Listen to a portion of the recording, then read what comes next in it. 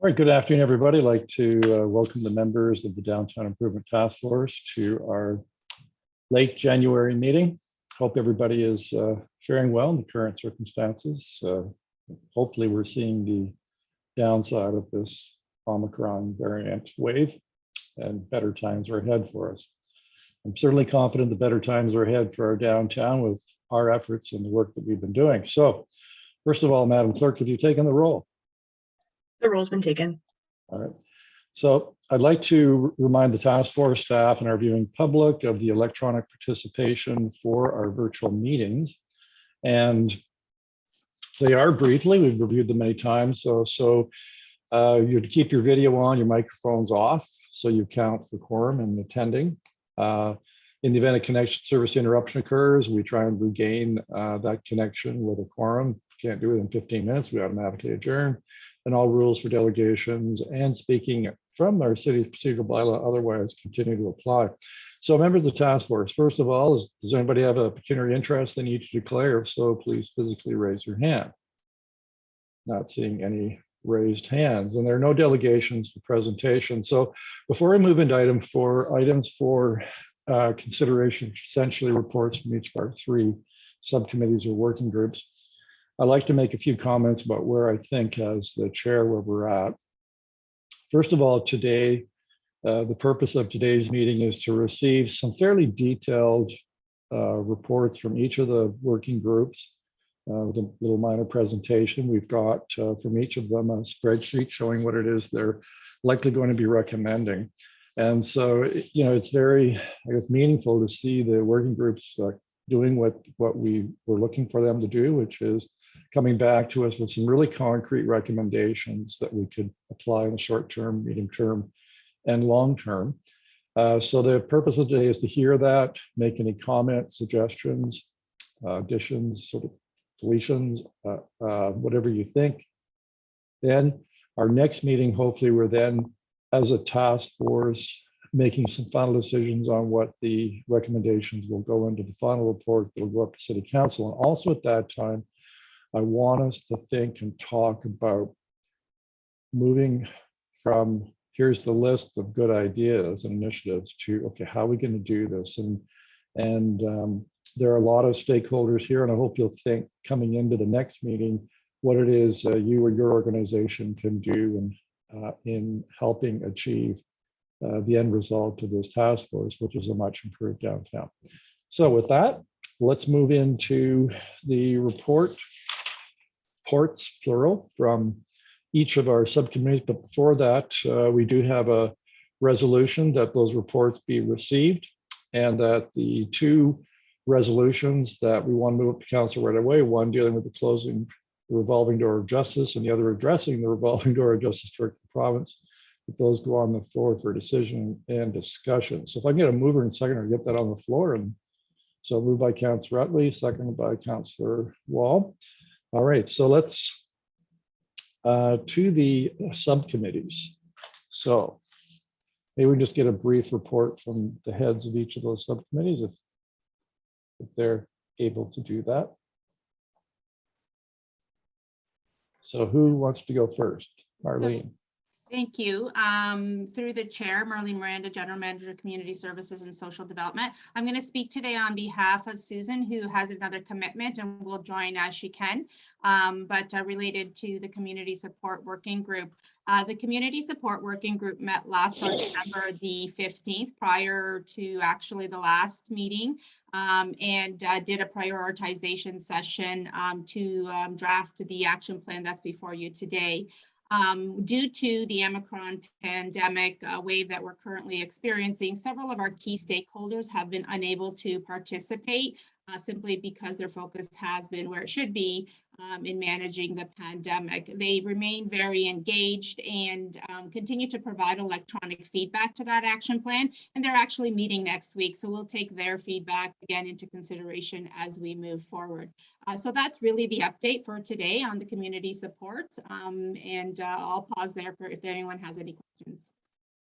Right, and you have included in the meeting material the notes of setting out the progress made to date and also some spreadsheet templates as well. So, all right, so let's dealing with the community support action plan.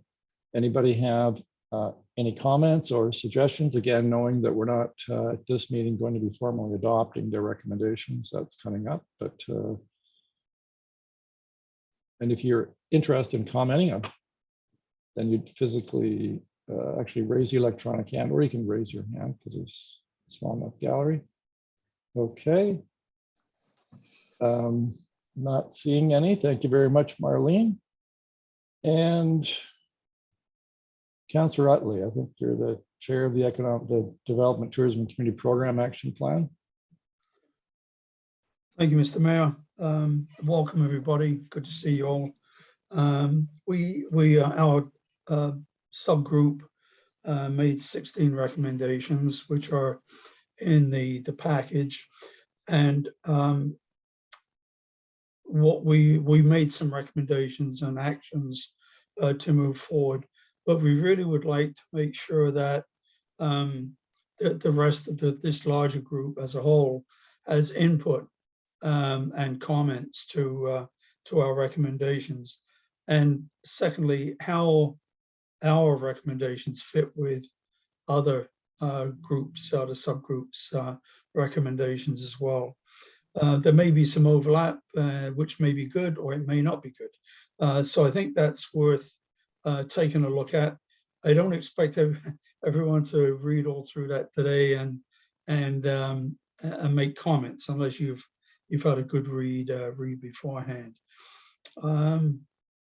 So that's where we're at. I'd like to thank our subgroup for giving some great input all the way through, and it's been very much appreciated and valued. So thank you for that, and look forward to any comments that you may have. So any comments for that subgroup and their chair, Councillor Utley? Mr. Chair, I'm quite willing to read through each of the 16 items if that will help. I don't think that's really necessary. Okay. We've all got the written material.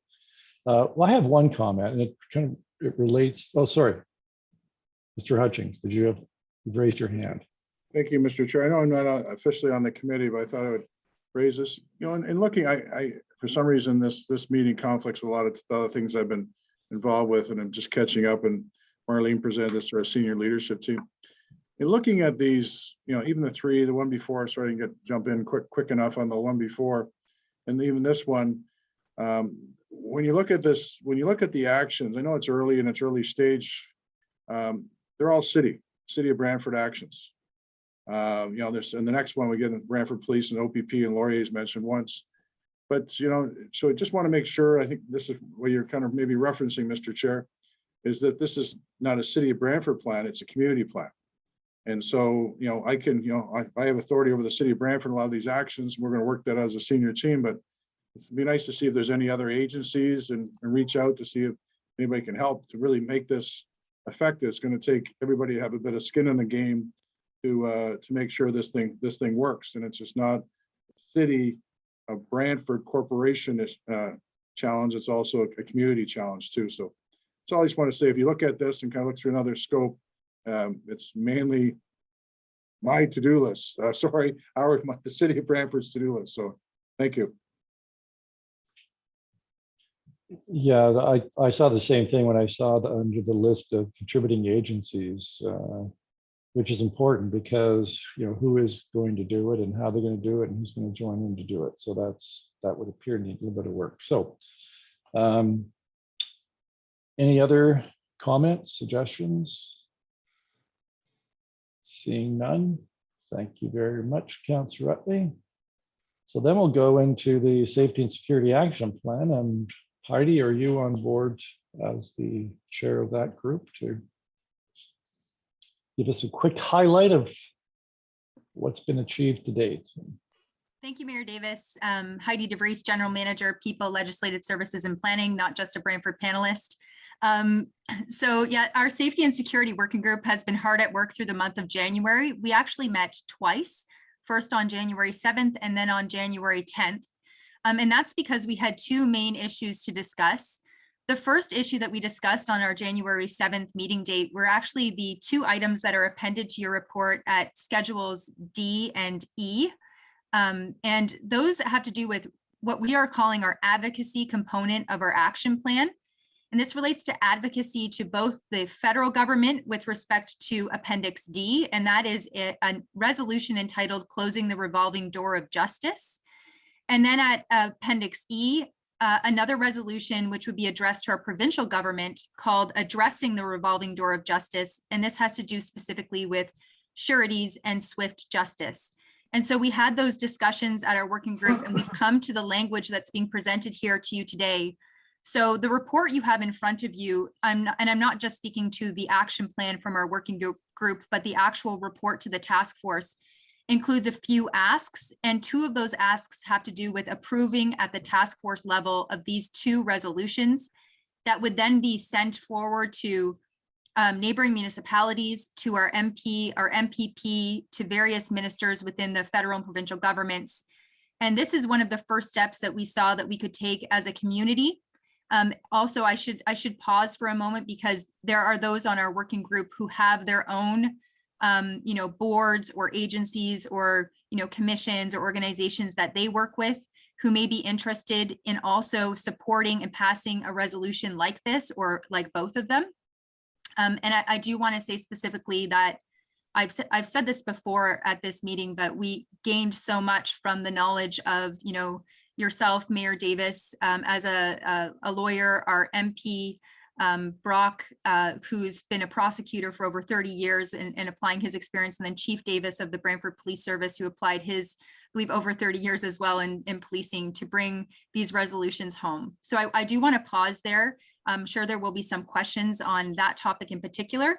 But then appended at Appendix H is our action plan. It does include a number of items for the city of Brantford, as CAO Hutchings had mentioned, but included in that are the advocacy components that we believe we can do almost immediately. So what we're hopeful is that with the assistance of our clerk's department, we can turn around a report to our council for the 25th to get these items on the floor and hopefully approved by Brantford City Council, and then off to Ottawa and Toronto, as the case may be.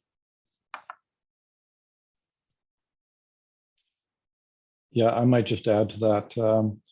Yeah, that was a real group effort, certainly. And the reason why we're giving it some urgency is what our MPP told us is that I don't know the exact name of it, but it's the Justice Committee of our federal parliament is looking at bail reform, and I guess doing that in February, March. And he thought it was important that if there was a viewpoint from our committee that it be expressed quickly, so that it might be considered as a part of the public input of that process. So, and the reason why we have my contribution was trying to draft this so that it would attract the attention of other municipalities. And we send this around to the 454 other Ontario municipalities, and they can each decide whether or not they want to support it. Hopefully many will, to give it more credence and weight. But you have to catch their attention, because there's probably 5 or 6 of these types of not this subject matter, but resolutions that get passed around the province, various municipalities. It's easy to get lost in the shuffle unless you can attract their attention. So that was kind of my contribution. And then, of course, Chief Davis's contribution with his experience, ongoing, evolving experience with the process. And so together with him and MPP Larry Brock, they gave us really the guts of this resolution, reflecting their experience and their knowledge. So, Councillor Wall. Thank you, Mayor Davis, and through you. So I've kind of reserved my commentary now after having heard all of the presentations. This is, honestly, I think the only word to describe it is overwhelming. It is, to see it all put down into writing like this, to see it all identified, to see just how much work has gone into all of this. This is a gargantuan task we all have before us. And I'm confident we have the right group together to make it happen. And I think I'll echo some of the statements that our amazing CAO mentioned. This is 100% got to be a community effort. For too long, this community has been siloed. There's so many people doing so much great work, but we're all doing it very independently. And I don't think it's deliberate. I don't think it's intentional. I think it is difficult. The quote, herd cats.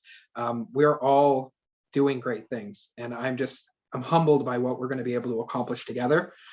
I could, honestly, for the sake of time, I don't, like Councillor Utley said, and I thought it was a great idea, like, yeah, okay, let's go through each one of these items. Let's talk them. But I don't think we need to talk. I think the talking's done. I think we just need to delegate and assign and get to work and get going on it. But honestly, like, just rereading this report right now, it's giving me shivers. It's making the hairs on my arms stand up. It's insane what we're planning on doing. And whatever you need from me, and I'm sure I speak on behalf of the other members of council who are here, whatever we can do, let's just get it done. Thank you. Thank you so much for your time, it's amazing. Yeah, and thank you for mentioning kind of a process issue, which is going through each of the individual recommendations. So I can see our next meeting, when we're compiling our final report with recommendations, that you better be prepared for maybe an hour or two long meeting, because we'll go through in a little more detail. You know, do we want this one to go up to council? So Heidi, I think you've been patiently waiting. Thank you, Mayor Davis. I have 2 points. The first is I echo CAO Brian Hutchings' point about the importance of, I know I don't have it in front of me, but the column contributing agencies. I totally agree that this is in fact this is a community effort. So I look forward to seeing Laurie's name on a number of those places where appropriate, and I encourage, well, obviously, I look forward to having us contribute in every way it makes sense to do so. Fantastic.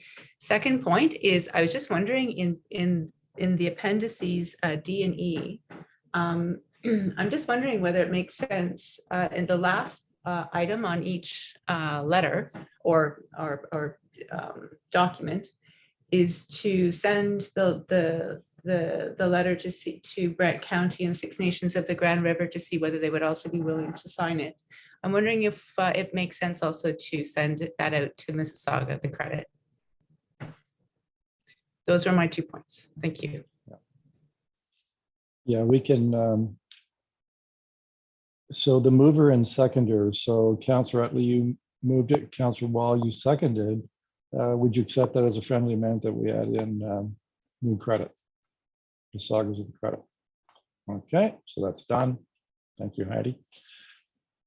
Jacinda, you're next. Mayor Davis, and as is often the case, Heidi and I have similar comments, which is a very good thing. But echoing CAO's comments about contributing, the different areas contributing, different groups contributing, would be very happy to even dig into that a little bit deeper around what the college, and I assume what Laurier can do as well.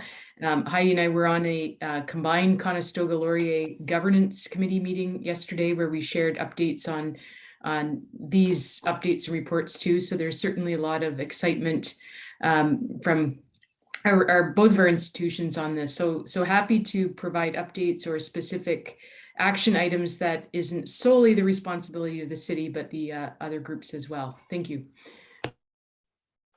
Thank you, Jacinda. CAO Brian Hutchings.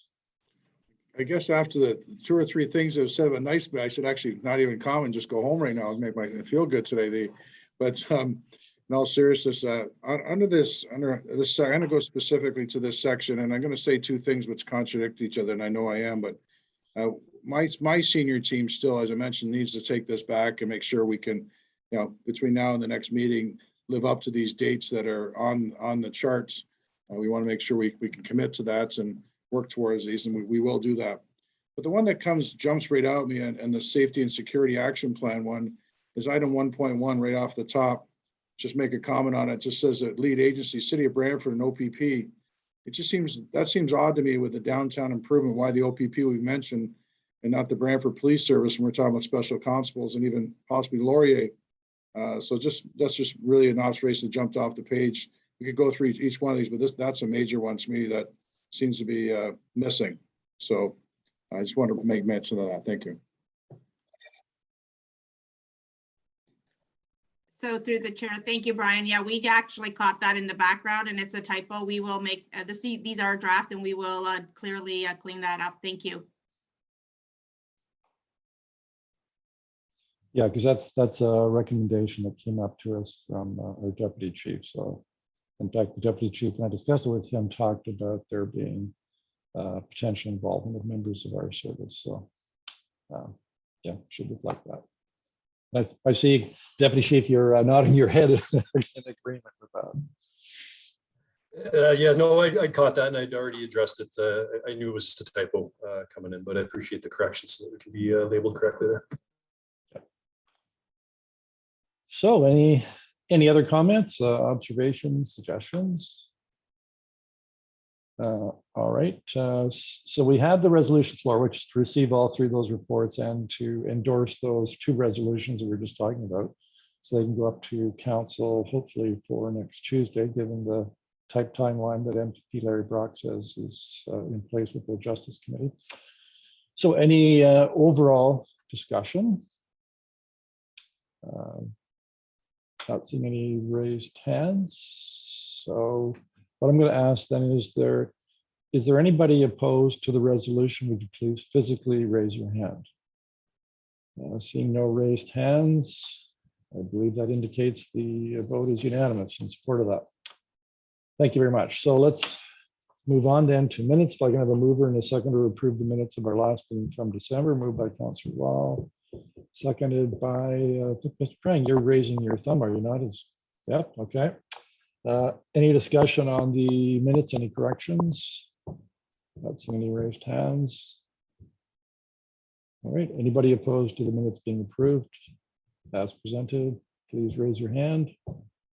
Not seeing any, that means those are approved. So we have no resolutions or notices of motion. So with that, that seems to clear business. So as I said, please be prepared for the next meeting being much longer, more detailed, more discussion. Let's come with a mindset of one, what do we want to include in the action plan? Like, what can we achieve? Because I want to make sure this action plan is doable and that we can get things done.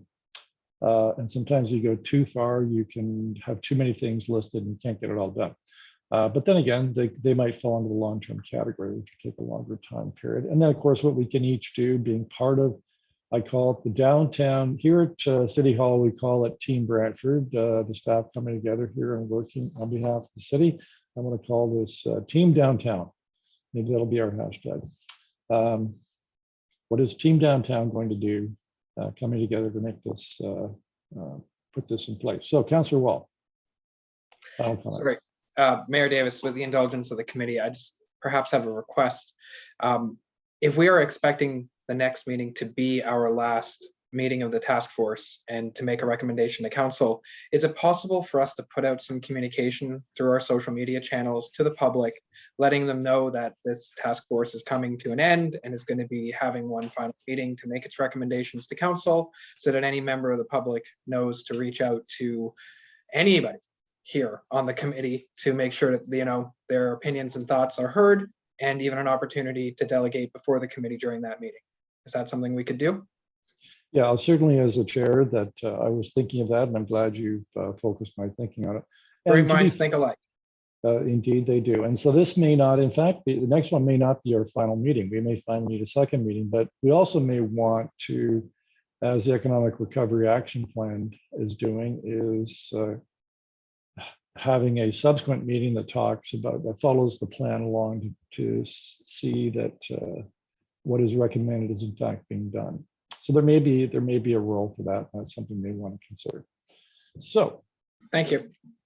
With that, wish everybody a good afternoon. Hope you have a good week, and hopefully the next time we get together, we'll have more relaxed restrictions and a variant that is in serious decline. Let's hope. Okay. Thank you, everyone. Take care. Thank you.